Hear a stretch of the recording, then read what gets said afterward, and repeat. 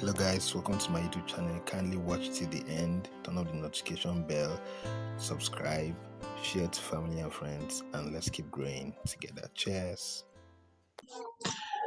I taught on the use of Fibonacci, the proper use of Fibonacci. Okay, this is V75, and as you can see, so let's say we want to add two.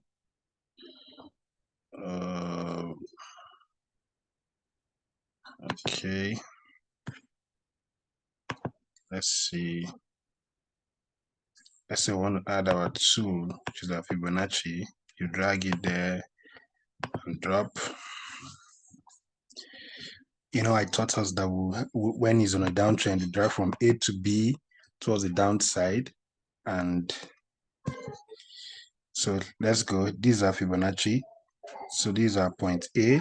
I've marked it out, and this is confirmed as a downtrend. These are point B, also marked out. And our unknown level is usually our point C, which is here.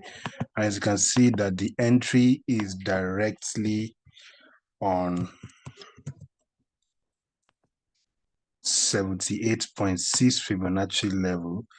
So how did I manage to take that point and not this point, which is the 50 or the 61.8 level?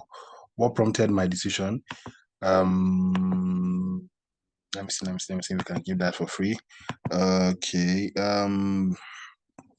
Anyway, before I take my trades on either of the level, despite the fact that it's on a strong Fibonacci level, 50, 61.8, 78.6, or 88.6 level, before I take any trade, I am looking out for a rejection. I have to see a rejection, right?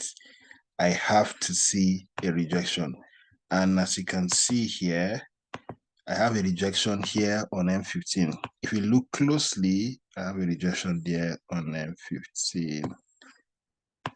Okay, so let's zoom and see. Can you see my rejection? So, see the rejection.